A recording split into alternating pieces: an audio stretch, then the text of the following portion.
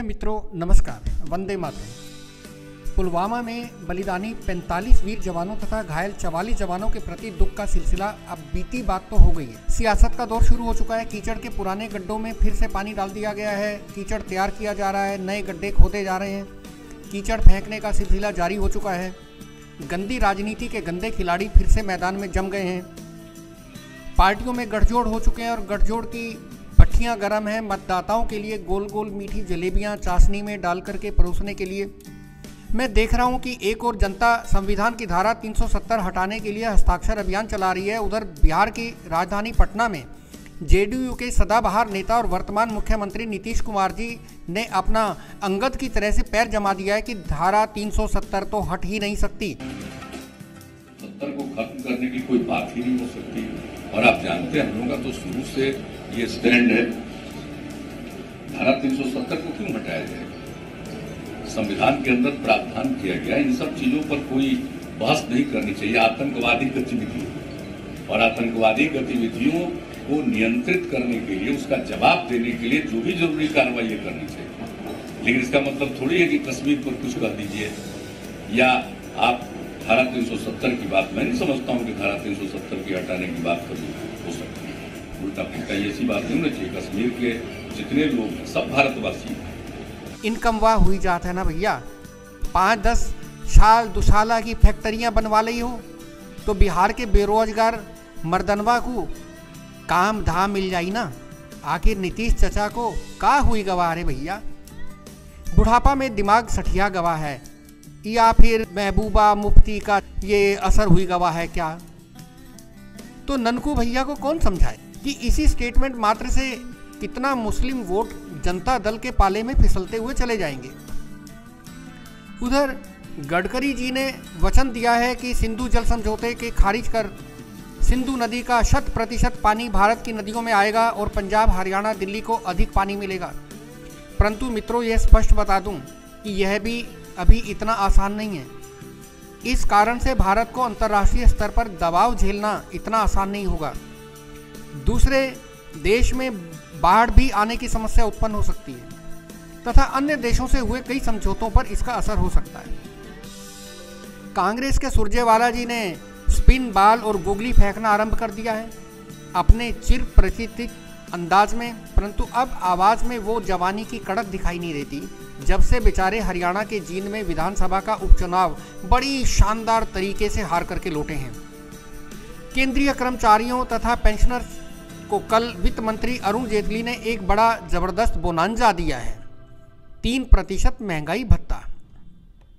कोई इन महाराज से यह पूछे कि बोनांजा होता क्या है भैया, क्या अर्थ होता है इसका। इसका अर्थ है खैरात। तो महंगाई भत्ता जो हर 6 महीने में रिव्यू होता है वह कर्मचारियों का अधिकार है, ना कि खैरात।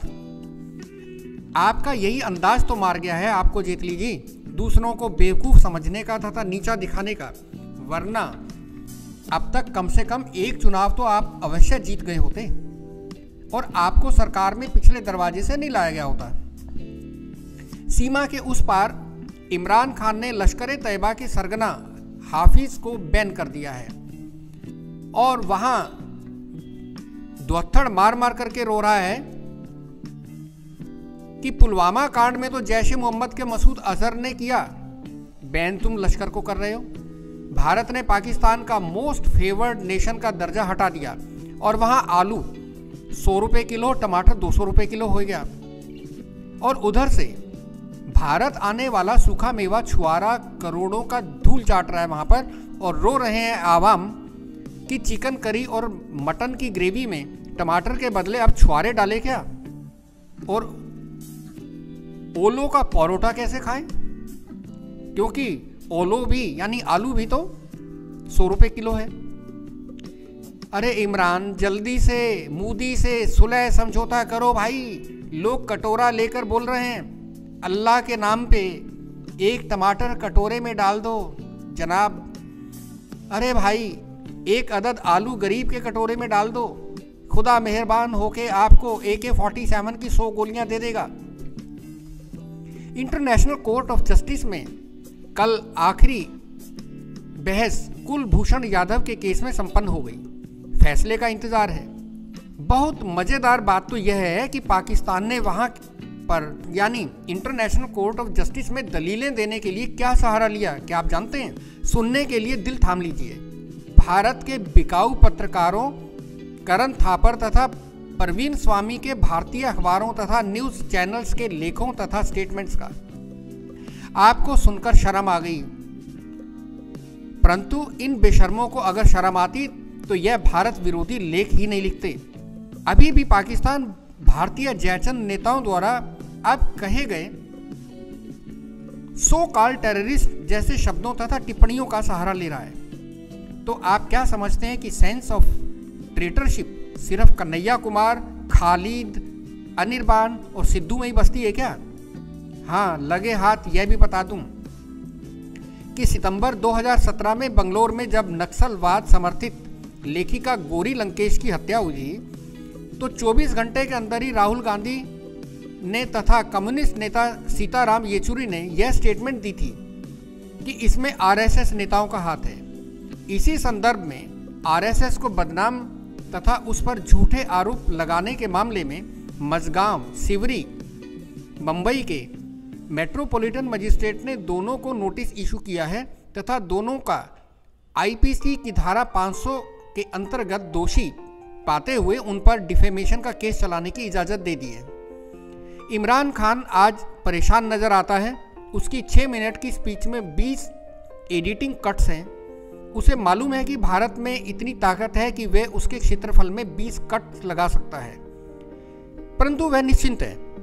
क्यों निश्चिंत है? कि भारत में बैठे उसके एजेंट्स कभी मोदी को ऐसा करने नहीं देंगे। मित्रों, अंतर्राष्ट्रीय राजनीति में कुछ समय के दुश्मन फिर दुश्मनी को भुला करके दोस्त बन जाते हैं, जैसे पूर्वी तथा पश्चिमी जर्मनी, इंग्लैंड तथा फ्रांस, जापान और अमेरिका। हो सकता है कि भगवान ने चाहा तो कभी भारत और पाकिस्तान भी दुश्मनी भुला करके दोस्त बन जाएं। परंतु याद रखना, देशद्रोही कभी देशभक्त नहीं बनता और देशद्रोह के वायरस सुपर बग की तरह से कभी किसी दवाई से नहीं मरते और ऐसे एजेंट्स की भारत में कोई कमी नहीं है। दुख है। आज इतना ही दोस्तों, फिर मिलते हैं। धन्यवाद।